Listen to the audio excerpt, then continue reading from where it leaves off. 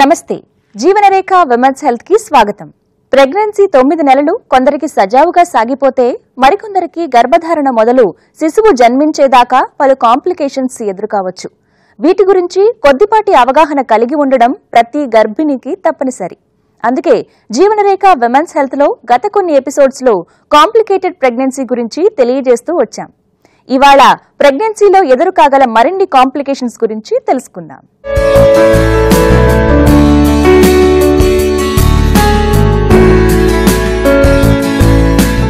Placenta previa, ఈ మాట వినే ఉంటారు. ప్లాసెంటా అంటే మాయ. గర్భస్థ శిశువు ఎదుగుదలకి సరిపడా పోషణ అందించేందుకై ప్రత్యేకంగా గర్భధారణ సమయంలో మాత్రమే రూపుదిద్దుకునే భాగం మాయ. బొడ్డుతాడు ద్వారా మాయ శిశువుకి కనెక్ట్ అయి ఉంటుంది. లెక్క ప్రకారం మాయ గర్భసంచి పైభాగంలో అటాచ్ అయి ఉండాలి. కానీ కొందరిలో మాయ గర్భాశయం క్రింది భాగం అంటే సర్విక్స్ ని పూర్తిగా లేదా పాక్షికంగా కప్పేస్తుంది. దీనినే ప్లాసెంటా ప్రివియా అంటారు. ఇది ఎంత సాధారణం? ఇలా ఉన్నప్పుడు ఎలాంటి లక్షణాలు కనిపిస్తాయో ఇప్పుడు చూద్దాం.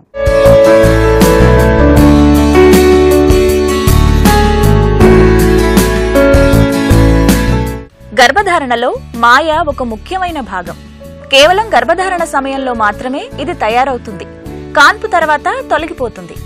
గర్భాశయం వెంబడి ఒక లైనింగ్ లా ఉండే మాయ ద్వారానే గర్భస్థ శిశువుకు పోషణ అందేది.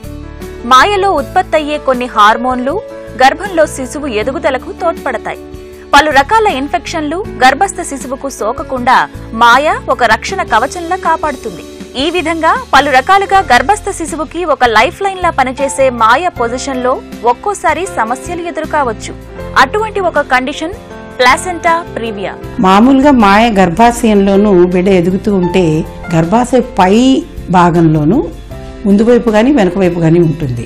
అది ఎప్పుడైతే కింది భాగంలో ఉంటుందో అందులోనూ ముఖద్వారం దగ్గరికి వచ్చేస్తుందో అప్పుడు దాన్ని ప్లాసెంటా ప్రివియా అంటారు. ఇది గర్భాశయం ఎదుగుతున్న కొద్దీ దానిలో బిడ్డ ఎదుగుతుంటే గర్భాశయం ఎదగాలి. మరి అందులో బిడ్డ ఎదుగుతున్నప్పుడు దాన్ని లోపల కూర్చుకోవాలి కాబట్టి అకామిడేట్ చేయాలి కాబట్టి అది పెరుగుతూ ఉంటుందన్నమాట. ఆ సమయంలో కొన్నిసార్లు ఇదేదో పైకి వెళ్ళినట్టు అనిపిస్తుంది. ఒక కాలంలో దీన్ని మైగ్రేషన్ అనేవాళ్ళు, అంటే అదే వలసపోయినట్టు అన్నమాట. కానీ అది నిజం కాదు. అది ఎదుగుతున్నప్పుడు గర్భాశయం పైకి వెళ్ళినట్టు మనకు కనిపిస్తుంది. కానీ ఎప్పుడైతే ఈ మాయ అనేది ప్లాసెంటా అనేది గర్భాశయ ముఖద్వారాన్ని కంప్లీట్గా మూసేస్తుందో అప్పుడు మాత్రం తల్లికి కూడా ముప్పే, బిడ్డకి కూడా ముప్పే. ప్లాసెంటా ప్రివియా కండిషన్ ఎర్లీ ప్రెగ్నెన్సీలో సాధారణమే అయినా కూడా 2-3వ ట్రైమిస్టర్ లో కూడా మాయా పొజిషన్ లో ఎలాంటి మార్పు లేకపోతే ఎలా అనే సందేహం వస్తుంది. సహజ ప్రసవానికి ప్లాసెంటా ప్రివియా అడ్డంకి అవుతుంది. బ్లీడింగ్ లాంటి లక్షణాలు లేకపోతే మంచిదే. కానీ నెలలు నిండుతున్నా కూడా ప్లాసెంటా ప్రివియా వల్ల స్పాటింగ్, బ్లీడింగ్ అవుతూ ఉంటే మాత్రం ప్రత్యేక మానిటరింగ్ అవసరం పడుతుంది. ప్రతి 200 మంది గర్భిణీల్లో ఒకరికి ప్లాసెంటా ప్రివియా సమస్య ఎదురయ్యే అవకాశం ఉంది. అంతేకాదు 30ల వయసు దాటిన గర్భిణీల్లో కాంప్లికేషన్ అధికంగా చూడొచ్చు. ఇక ఇది వరకు కనీసం ఒకసారి సిజేరియన్ అయిన స్త్రీలలో గర్భస్రావం జరిగి డిఎన్సీ ప్రొసీజర్ అయిన వారిలో ప్లాసెంటా ప్రివియా వచ్చే అవకాశాలు కొంచెం ఎక్కువే అని పరిశోధనలు వెల్లడి చేస్తున్నాయి. గర్భధారణ మొదటి త్రైమాసికంలో లేదంటే ఒక్కోసారి 2వ త్రైమాసికం చివరి దాకా కూడా ప్లాసెంటా ప్రివియా కండిషన్ ఉందని తెలియకపోవచ్చు. 2 లేదా 3వ త్రైమాసికంలో కేవలం ముదురు ఎరుపు రంగులో అయ్యే రక్తస్రావం ద్వారా మాత్రమే ఈ కండిషన్ ఉందని అనుమానం వస్తుంది. ఇంతకు మించి ఎటువంటి ఇతర లక్షణాలు కనిపించకపోవచ్చు. ఈ కండిషన్ ఉన్న గర్భిణీలకు వైద్య సహాయం ఏ విధంగా ఉంటుందని చూస్తే మాయ ద్వారానే బిడ్డకి ఆహారము, ఆక్సిజన్ అన్నీ పోవాలి. బిడ్డలో తయారైనటువంటి చెడు పదార్థాలన్నీ మాయ ద్వారానే బయటికి వెళ్ళాలి. తల్లి వాటిని బయటికి పంపిస్తుంది అనమాట. ఎప్పుడైతే ఈ మాయ విడిపోతుందో అలాంటప్పుడు ఈ పనిచేసే శక్తి ఈ మాయకి తగ్గిపోతుంది అనమాట. కాబట్టి బిడ్డ ఎదుగుదల మీద కూడా ఇది ప్రభావం చూపిస్తుంది. మామూలుగాను కాన్పోయిన తర్వాత మాయ చాలా ఈజీగా బయటకు వచ్చేస్తుంది. ఎందుకంటే అది పొర మన కండరం లోపలికి, గర్భాశయ కండరం లోపలికి వెళ్ళదు. కండరానికి మాయకి మధ్యలో కొంచెం గ్యాప్ ఉంటుంది అనమాట. అంచేత వచ్చేస్తుంది అది. అలా కాకుండా ఎప్పుడైతే ఇది కండరంలోకి వెళ్ళిపోతుందో తల్లి ప్రాణానికి చాలా ముప్పు ఉంటుంది. అందులోని కిందగా ఉన్నప్పుడు ఇది లోపలికి వెళ్ళిపోయి దగ్గరలో ఉన్న మూత్రపు తిత్తి లోపలికి కూడా వెళ్ళిపోవచ్చు. అలాంటప్పుడు కూడా చాలా ప్రాబ్లము. ఇది ముందరే మనం తెలుసుకోవాలి. ఈ మాయ కిందికుందా లేదా అన్నది మనకి అల్ట్రాసౌండ్ ద్వారా తెలుస్తుంది. అల్ట్రాసౌండ్ ద్వారా దాన్ని తెలుసుకున్నప్పుడు మాయ కిందికున్నప్పుడు తప్పకుండా అది అతుక్కొనుందా, లేదా ఈ మధ్యలో ప్రదేశం అలాగే ఉందా, ఓపెన్గా ఉందా, లేకుంటే అక్కడ చాలా మటుకు ప్లసెంటల్ లేక్స్ అంటాం, అంటే రక్త ప్రసరణ ఎక్కువగా ఉంటుందన్నమాట అక్కడ. అవన్నీ కూడా డాప్లర్ ద్వారా తెలుసుకోగలరు. ముందరే మనకి తెలిస్తే గనక మనం ముందరే ప్లాన్ చేసుకుని ఈ ప్లసెంటా ప్రియాని ఎలా మనం కాన్పు చేయాలన్నది ఆలోచన చేసుకోవచ్చు. గర్భసంచి గోడలకు అతుక్కుని ఉండే మాయ కాన్పు సమయంలో సహజంగానే విడిపడిపోతుంది. కానీ డెలివరీ సమయం కంటే ముందుగా కనుక మాయ విడిపోతే ఆ కండిషన్నే ప్లాసెంటా అబ్రప్షన్ లేదా అబ్రిప్షియో ప్లాసెంటా అంటారు. ఇది ఎంత సాధారణం, లక్షణాలు ఎలా ఉంటాయి, ఇప్పుడు తెలుసుకుందాం. ప్లాసెంటా లేదా మాయకి సంబంధించిన మరో కాంప్లికేషన్ ప్లాసెంటా అబ్రప్షన్. ఇంతకు ముందు చూసినట్టుగా శిశువు పుట్టే వరకు ఒక లైఫ్ లైన్ లా రక్షణనిచ్చే ప్లాసెంటా కాన్పు సమయంలో కంటే ముందుగానే విడిపడిపోవడం ఈ కండిషన్ లో ముఖ్య భాగం. అది పాక్షికంగా కావచ్చు, లేదంటే పూర్తిగానైనా. ఇది ఆబ్స్ట్రికల్ ఎమర్జెన్సీ, అత్యవసరమైన కండిషన్ అన్నమాట. మనం చాలా మందికి ప్రెగ్నెన్సీలో బీపీ అనేది చూస్తూ ఉంటాం. 20 వారాల తర్వాత గర్భిణీ స్త్రీల్లో బీపీ అనేది కొంతమందికి వస్తూ ఉంటుంది. సో ఈ విధంగా బీపీ ఎక్కువ అయినప్పుడు ఏమవుతుందంటే రక్తనాళాలు ప్లసెంటాలు పగిలిపోవడం వల్ల ప్లసెంటా అనేది ముందే సెపరేట్ అయిపోతూ ఉంటుంది అనమాట. ఈ యొక్క డెలివరీ అయిన తర్వాత ఈ మాయ అనేది బయటకు వస్తూ ఉంటుంది. కానీ ఈ కండిషన్లో, అబ్రప్షియో కండిషన్లో, ఈ మాయ అనేది డెలివరీ అవ్వకుండానే బేబీ లోపల ఉండగానే ఈ యొక్క గర్భసంచి నుంచి సెపరేట్ అయిపోవడం చూస్తూ ఉంటాం అనమాట. ఈ విధంగా సెపరేట్ అయిపోయినప్పుడు ఇంకా మదర్ కి నుంచి బేబీకి న్యూట్రిషన్ అనేది వెళ్ళడం అనేది జరగదు. దానివల్ల బేబీ చనిపోవడం అనేది చూస్తూ ఉంటాము. సో ఈ కండిషన్ లో ఏంటంటే ఈ బీపీ అనేది ఒక ప్రధాన కారణము.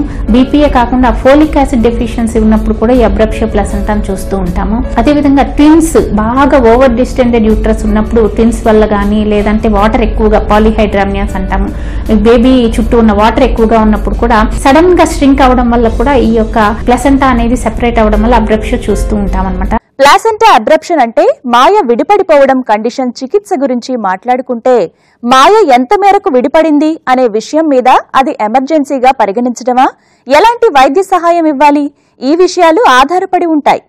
ఏది ఏమైనా కూడా ఈ కండిషన్ ని మానిటర్ చేయటం, అందుకు తగ్గ వైద్య సహాయం అందించటం తప్పనిసరి. చాలా అరుదైన కండిషన్ అయినప్పటికీ కూడా ఒకరికంటే ఎక్కువ శిశువులతో గర్భం దాల్చిన స్త్రీలలో ఇది సాధారణం. అప్పటికే ఒకసారి ప్లాసెంటా అబ్రప్షన్ కి గురైన వారు gestational diabetes, gestational hyper tension ఉన్న గర్భిణీల్లో కూడా ఈ సమస్య సాధారణమే. తీవ్రతలో తేడాలతో రక్తస్రావం, పొత్తి కడుపులో నొప్పితో పాటు వీపులో నొప్పి, ఇవన్నీ ప్లాసెంటా అబ్రప్షన్ కి లక్షణాలు కావచ్చు. ఇటువంటి కండిషన్ లో వైద్య సహాయం ఏ విధంగా ఉంటుందని చూస్తే, సో ఈ కండిషన్స్ లో ఈ అబ్రప్షియో వచ్చినప్పుడు మదర్ కి చాలా ఎక్కువ మెయిన్ సింటమ్ ఏంటంటే పెయిన్, విపరీతమైన పెయిన్ వస్తుంటుంది అనమాట. సో ఇది డెలివరీ పెయినా లేకపోతే ప్లసెంటా సెపరేట్ అవ్వడం వల్ల వచ్చిందా అనేది కంపల్సరీగా స్కానింగ్ చేసి మనం నిర్ధారించుకోవాల్సి వస్తుంది. సో ఈ విధంగా సెపరేట్ అయినప్పుడు బ్లీడింగ్ మనకు బయటకు కనిపించదు అనమాట, లోపల ఎక్కువగా ఉంటుంది, వెజైనా నుంచి వచ్చే బ్లీడింగ్ తక్కువగా ఉంటుంది.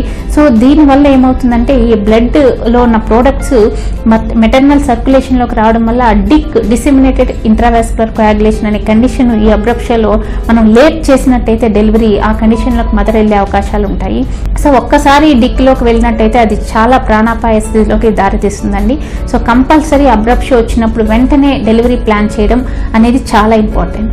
అంబ్లికల్ కార్డ్ లేదా బొడ్డుతాడు, దీనితోనే గర్భిణి ఆమె కడుపులో శిశువు కనెక్ట్ అయి ఉంటారు. ఒక్కోసారి గర్భస్థ శిశువు కదలికల వల్ల బొడ్డుతాడు చిక్కుపడిపోతుంది. ఇది డెలివరీ టైంలో కూడా జరగొచ్చు. కాకపోతే చిక్కుపడినప్పుడు అది వదులుగా ఉండి గర్భస్థ శిశువుకి ఎలాంటి ఇబ్బంది కలిగించకపోతే పర్వాలేదు. ఒక్కోసారి గర్భస్థ శిశువుకి పోషణ అందలేనట్టుగా కార్డు ముడిపడే అవకాశాలున్నాయి. ఈ కండిషన్నే కార్డ్ నాట్స్ అండ్ ట్యాంగిల్స్ అంటారు.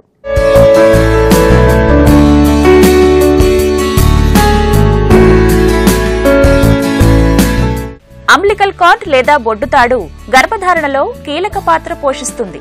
తల్లికి గర్భస్థ శిశువుకు అనుసంధానమే బొడ్డుతాడు. ఒక్కోసారి అంబ్లికల్ కార్డ్ సంబంధ సమస్యలు గర్భధారణలో ఎదురు కావచ్చు. వాటిలో ఒకటి కార్డ్ నాట్స్ అండ్ ట్యాంగిల్స్, అంటే చిక్కుపడిపోవడం లేదా ముడిపడిపోవడం. ప్రతి 100 ప్రెగ్నెన్సీలలో ఒక్క కేసులో కార్డ్ నాట్స్ అండ్ ట్యాంగిల్స్ ఎదురయ్యే అవకాశం ఉంది. కానీ కేవలం చాలా అరుదైన కేసుల్లో మాత్రమే ఇది గర్భస్థ శిశువుకి సమస్యలు తెచ్చిపెట్టే అవకాశం ఉంది. ఒక్కొక్కసారి ఫార్మేషన్ లోనే అంబ్లికల్ కార్డ్ గనక చాలా పొడుగ్గా గనక తయారైతే బిడ్డ యాక్టివ్గా కదులుతూ ఉన్నప్పుడు పొట్ట లోపల ఈ కార్డులో ముళ్ళు ఏర్పడతాయి, నాట్స్ అంటారు. దారం తీసుకుని దారాన్ని ఇలా పీటముడి వేస్తే ఎలా ఉంటుందో అదే రకంగా ముడిపడిపోతుంది లోపల. అయితే అంబిలికల్ కార్డ్లో ముడిపడితే మనకి ప్రాబ్లం ఏంటంటే రక్త ప్రసరణ దీని ద్వారానే జరగాలి కనుక ఎప్పుడైతే ముడి ఒకవేళ వదులుగా ఉంటే పర్వాలేదు, చాలాసార్లు బేబీ కదులుతూ ఉన్నప్పుడు లేదా బేబీ పెరుగుతున్నప్పుడు కాన్పు సమయంలో బేబీ తల కిందకి జరుగుతూ ఉన్నప్పుడు ఈ కార్డులో ఉన్న ముడి నాట్ చాలా టైట్ అయిపోతుంది. టైట్ అయిపోయినప్పుడు బిడ్డకి రక్త ప్రసరణ నిలిచిపోయి బిడ్డను కోల్పోయే పరిస్థితి కూడా వస్తుంది. ఇది మామూలుగా 100కి 1 అంతకంటే తక్కువ 0.2 to 1% అని చెప్పుకుంటారు దీని ఇన్సిడెన్స్. ఇకపోతే అంబిలికల్ కార్డ్ ట్యాంగ్లింగ్ అంటే కార్డు యొక్క పొడుగు 70 సెంటీమీటర్ల కంటే ఎక్కువగా ఉన్నప్పుడు ఈ కార్డు బేబీ తిరిగేటప్పుడు పొట్టలో అటు ఇటు తిరిగేటప్పుడు ఈ లూప్స్ ఆఫ్ కార్డు ఒక్కోసారి మెడ చుట్టూ, ఒక్కోసారి చేతి చుట్టూ, ఒక్కోసారి కాలి చుట్టూ, ఒక్కొక్కసారి 2-3 అవయవాల చుట్టూ కూడా ఈ కార్డు మెలిదిరిగిపోతూ ఉంటుంది, చుట్టుకుంటుంది. ఇది యూజువల్గా ఏంటంటే దాదాపు 20% ప్రెగ్నెన్సీస్లో మనకి కార్డ్ రౌండ్ ద నెక్ అంటే మెడ చుట్టూ కార్డు ఉంటుంది. కానీ దీనికి అంత పెద్దగా భయపడాల్సిన అవసరం లేదు, ఎందుకంటే మామూలుగా దీనివలన హాని జరగటం అనేది చాలా చాలా తక్కువ. దీన్ని గుర్తుపట్టడం కూడా వీలు కాదు. అంటే అంబిలికల్ ఆర్టరీ డాప్లర్ చేసినప్పుడు, కలర్ బ్లడ్ ఫ్లో మ్యాపింగ్ చేసినప్పుడు మెడ చుట్టూ ఉంది అని అర్థం కావచ్చు, అయినా కూడా అది మెన్షన్ చేయటం వలన దానివలన అనవసరమైన భయాందోళనలు తప్ప దానికి పెద్దగా చేయగలిగింది లేదు. అది అలా ఉన్నందుకు వెంటనే డెలివర్ చేయవలసిన అవసరమూ లేదు. ప్రెగ్నెన్సీ మామూలుగానే కొనసాగించవచ్చు. గర్భధారణలో అంబిలికల్ కార్డ్ లేదా బొడ్డుతాడు కీలకమైన పాత్ర పోషిస్తుంది. అటు తల్లి నుంచి బిడ్డకి పోషణ ఇస్తూ తిరిగి బిడ్డ నుంచి వ్యర్థాలను బయటకు పంపడం, ఇలా 2 రకాల విధులను అంబిలికల్ కార్డ్ పోషిస్తుంది. ఈ పనులు చేసేందుకు సాధారణంగా అంబిలికల్ కార్డ్లో 3 రక్తనాళాలు ఉంటాయి, కానీ ఒక్కోసారి 2 మాత్రమే రక్తనాళాలు ఉండొచ్చు. ఇది అరుదైన కండిషన్. మల్టిపుల్స్ అంటే ఒకరికంటే ఎక్కువ శిశువులను మోసే తల్లుల్లో ఈ కండిషన్ తరచూ కనిపిస్తుంది. 2 వెజల్ కార్డ్ అనేది అంబిలికల్ కార్డ్ కి సంబంధించిన మరో కండిషన్. సాధారణంగా బొడ్డుతాడులో 3 బ్లడ్ వెజల్స్ ఉంటాయి. వీటిలో ఒకటి తల్లి నుంచి గర్భస్థ శిశువుకి రక్తం ద్వారా ప్రాణవాయువు, పోషకాలను అందిస్తే మరో 2 గర్భస్థ శిశువు నుంచి విడుదలయ్యే వ్యర్థాలను మాయ ద్వారా తల్లికి చేరవేస్తాయి. కానీ కొందరిలో 3 రక్తనాళాలకు బదులుగా 2 రక్తనాళాలు మాత్రమే ఉండొచ్చు.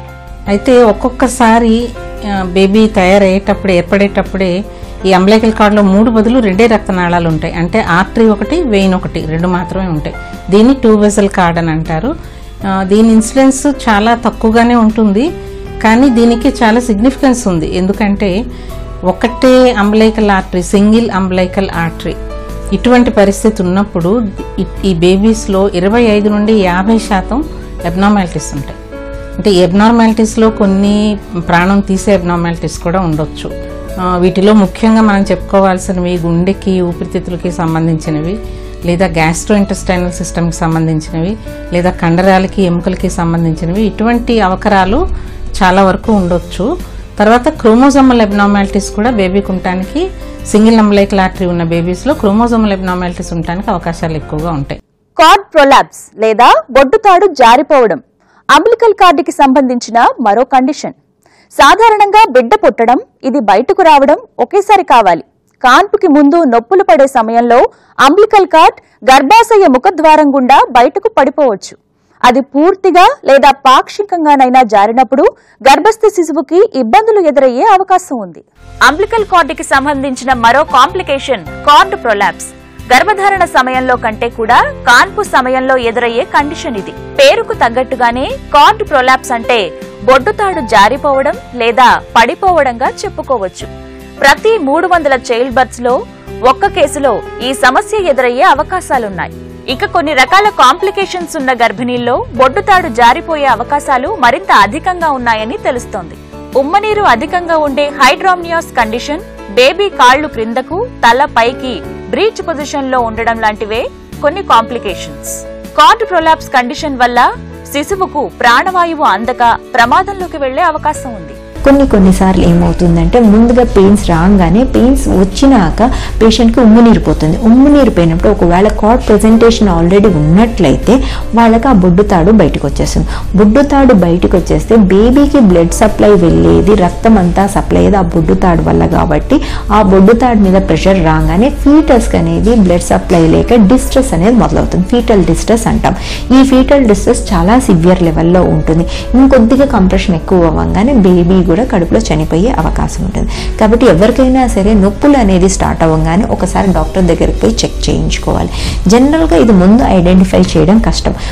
ఎందుకంటే కింద ముఖద్వారం తెరుచుకున్నాకే మనకు అక్కడ ఏముంది అనేది తెలుస్తుంది. ముందుగా స్కానింగ్లో అవన్నీ ఐడెంటిఫై చేయడం చాలా కష్టం. కాబట్టి ఈ క్రాడ్ ప్రొలాప్స్ అనేది రాగానే బేబీకి చనిపోయే శాతం 80 to 90% ఉంటుంది. కాబట్టి ముందుగానే డాక్టర్స్ అందరూ కార్డ్ ప్రెజెంటేషన్ ఉన్నప్పుడే ఐడెంటిఫై చేసి ట్రీట్మెంట్ ఇస్తారు. పెల్విస్ లేదా కటివలయం ఒక బౌల్ మాదిరిగా ఉండే ఎముకల నిర్మాణం. గర్భాశయం, అందులో పెరిగే శిశువుకి ఇదో రక్షణ కవచమని చెప్పుకోవచ్చు. ఇది డెలివరీ సమయం దగ్గర పడే కొద్దీ రిలాక్స్ అయ్యి బిడ్డ సహజంగా బయటకు వచ్చేందుకు సడలుతుంది. కానీ ఎప్పుడైతే కటివలయం, ఎముకల లెగమెంట్స్ డెలివరీ సమయం కంటే ముందుగానే రిలాక్స్ అయితే ఆ కండిషన్ ని సింఫసిస్ ప్యూబిక్ డిస్ఫంక్షన్ అంటారు. ఇది ఎంత సాధారణం, లక్షణాలు ఏ విధంగా ఉంటాయో ఇప్పుడు చూద్దాం.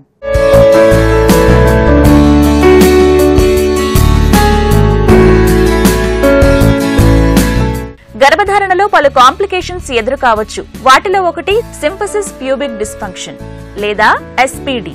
పెల్విస్ లేదా కటివలయం గర్భసంచికి రక్షణగా నిలిచే ఒక గిన్నె లాంటి ఎముకల నిర్మాణం. సింపుల్ గా చెప్పాలంటే ఇది ఒక పంజరంలా ఉంటుంది. గర్భధారణ 9 నెలలు రక్షణ కవచంలా గర్భసంచిని పట్టి ఉంచి కాన్పు సమయానికి ఈ నిర్మాణం కాస్త సడలడం వలన గర్భస్థ శిశువు బయటకు వచ్చేందుకు వీలు కలుగుతుంది. కానీ కొన్ని సందర్భాల్లో కాన్పు సమయంలో కంటే చాలా ముందుగానే కటివలయంలోని లెగమెంట్లు లేదా జాయింట్స్ వదులుగా మారడమే symphysis pubic dysfunction. As a part of pregnancy మనకి రిలాక్సిన్ అనే ఒక హార్మోన్ తయారవుతుంది. దాంతోపాటు ప్రొజెస్ట్రాన్ అనే హార్మోన్, ఏదైతే ప్రెగ్నెన్సీ హార్మోనో, వీటి యొక్క లక్షణం ఏంటంటే లిగమెంట్స్ అన్నీ బాగా మెత్తబడటం, కండరాలు లూజ్ అవ్వటం, లిగమెంట్స్ లూజ్ అవ్వటం, స్ట్రెచ్ అవ్వటం. ఇవన్నీ ఎందుకు జరుగుతాయంటే మామూలుగా డెలివరీ కావటానికి, మనకి పెల్విస్లో స్పేస్ పెరగటానికి, బేబీ తేలిగ్గా కిందకి జరిగి సుఖప్రసవం కావటానికి ఈ బోన్స్ కండరాల మధ్యలో, ఎముకల మధ్యలో ఉండే ఎడం కొద్దిగా స్పేస్ ఎక్కువ కావటానికి అని చెప్పి మనకి ఈ సింఫసిస్ ఈ రిలాక్సిన్ అనే హార్మోను, ప్రొజెస్ట్రాన్ అనే హార్మోను లిగమెంట్స్ని రిలాక్స్ చేస్తాయి. అయితే ఒక్కొక్కసారి డెలివరీకి ముందుగా కాకుండా ఇంకా ప్రెగ్నెన్సీ సమయంలోనే ఈ హార్మోన్లు కనుక ఎక్కువగా పనిచేసినా, లేదా ఆల్రెడీ వాళ్ళకి ఇంతకుముందు కొద్దిగా ఏదైనా టెండెన్సీ ఉన్న ఆ అమ్మాయికి, అటువంటి సమయంలో ఇవి ముందుగా లూజ్ అయిపోయి దానివల్ల సపోర్ట్ లేక ఈ జాయింట్ స్టేబుల్గా ఉండదు. అందుకని కదిలినప్పుడల్లా, ఆ జాయింట్ కదిలినప్పుడల్లా విపరీతమైన నొప్పి వస్తుంది. ప్రతి 300 ప్రెగ్నెన్సీలలో ఒక్కరిలో ఈ సమస్య వచ్చే అవకాశం ఉంది. దీనిని ఒక సమస్యగా చెప్పుకోవడం కంటే కూడా ఒక కండిషన్ గా చెప్పుకోవచ్చు. ఎందుకంటే దీనివల్ల గర్భిణీల్లో కొన్ని పనులు చేసినప్పుడు మాత్రమే అసౌకర్యం కలుగుతుంది. ఈ కండిషన్ ఉన్న గర్భిణీల్లో నడుము నొప్పి, జననేంద్రియాల వద్ద నొప్పి, నడిచినప్పుడు, ఏదైనా బరువు లేపినప్పుడు నొప్పి మరింత ఎక్కువ కావచ్చు. కేవలం పెయిన్ మేనేజ్మెంట్ తో పాటు కొన్ని ప్రత్యేక జాగ్రత్తలతో సమస్యను అధిగమించవచ్చు. చాలా మట్టుకి డెలివరీ కాగానే ఈ ప్యూబిక్ సింఫైసిస్ డిస్ఫంక్షన్, ఈ పెయిన్ అంతా కంట్రోల్ అయిపోతుంది డెలివరీ కాగానే. ఎందుకన్నా ప్రెగ్నెన్సీ టైంలో పెయిన్ కిల్లర్స్ అవాయిడ్ చేస్తాము. ఆ పెయిన్ కిల్లర్స్ అవాయిడ్ చేసేపటికి మదర్కి ఎడ్యుకేట్ చేస్తాము. Lower abdominal transversus abdominis muscle grip చేసుకొని మెల్లగా సైడ్కి మరలి లేవడము, ఏ మూవ్మెంట్ అన్నా పెల్విస్కి రెస్ట్ ఇవ్వడము, మినిమం మూవ్మెంట్ అయ్యేటట్లా చూస్తాం. ఈ డిస్ఫంక్షన్ చాలా సార్లు మదర్ మేనేజ్ చేయగలుగుతుంది, ప్రెగ్నెంట్ ఉమెన్. బట్ కొన్నిసార్లు పెయిన్ ఇంత సివియర్ ఉంటే ఆమె home front work, professional work చాలా డిస్టర్బ్ అయ్యే ఛాన్సెస్ ఉంటుంది. సో కొన్ని ప్రికాషన్స్ ఎట్లా అంటే చాలాసేపు వరకు నిలబడము, స్టాండింగ్ పొజిషన్లో వర్క్ చేయకుండా సిట్టింగ్, కుకింగ్ చేసినప్పుడు కానీ వెజిటబుల్స్ కట్ చేసినప్పుడు కూర్చొని కట్ చేయడము, ఆ స్టాండింగ్ టైంని కొంచెం మనము తక్కువ చేయడము అడ్వైస్ చేస్తాం. జీవనరేఖ విమెన్స్ హెల్త్ లో ఇవాల్టి హెల్త్ టిప్ ఏంటో చూద్దామా? ముఖ్యంగా గ్రామీణ ప్రాంతంలో వాళ్ళకి తెలియలేదనుకోండి, ఇలాగ మాయ కిందికి ఉంది అని చెప్పేసి అలాంటప్పుడు వాళ్ళు బ్లీడింగ్ మొదలయ్యాక రావచ్చు. రక్తస్రావం ఎంత అయిపోతుందంటే ఒకసారి బిడ్డ ఎలాగో పోతుంది, తల్లి ప్రాణానికి కూడా చాలా ముప్పు వస్తుంది అనమాట. కానీ గ్రామీణ ప్రాంతంలో ఇవి అందుబాటులో లేనప్పుడు ఇవి తెలియకపోవచ్చు. అలాంటప్పుడు మాతృమరణాలు చాలా ఎక్కువగా అయిపోతాయి ఇలాంటి సందర్భాల్లోనూ. ఇవి ముందరే తెలిస్తే మనం చాలా ప్లాన్ చేసుకోవాలి. ఎందుకంటే రక్తస్రావం కాకుండా ఉండాలి. ఒకవేళ రక్తస్రావం అయితే ఆపరేషన్ చేసేటప్పుడు దీనికి మామూలు కాన్పు అనేది లేదు, ఇది ఆపరేషన్ ద్వారానే కావాలి మనకి. ఆపరేషన్ చేసేటప్పుడు కూడాను మాయ కిందికి ఉంటుంది కాబట్టి బిడ్డని తీయాలంటే మేము మాయని కోసి మాయ ద్వారా లోపలికి వెళ్ళి బిడ్డను తీయాల్సి వస్తుంది. కాబట్టి ఇది బాగా అనుభవజ్ఞులైన డాక్టర్లే చేయాలి, చాలా తొందరగా చేయాలి, లేకపోతే పేషెంట్ ప్రాణానికి చాలా ముప్పు ఉంటుందన్నమాట. ఇవాల్టి ఎపిసోడ్ లో ప్రెగ్నెన్సీలో ఎదురయ్యే వివిధ కాంప్లికేషన్స్ గురించి మేమందించిన వివరాలు మీకు ఎంతగానో ఉపయోగపడతాయని ఆశిస్తున్నాం. మరిన్ని ఆసక్తికరమైన విషయాలతో మరో ఎపిసోడ్ లో మళ్ళీ కలుద్దాం. అంతవరకు సెలవు, నమస్తే. జీవనరేఖ విమెన్స్ హెల్త్ కార్యక్రమాన్ని మీరు www.youtube.com/ETV Life Indiaలో చూడొచ్చు మరియు www.facebook.com/ETV Life India అలాగే www.twitter.com/ETV Life Indiaలో ఫాలో చేయొచ్చు.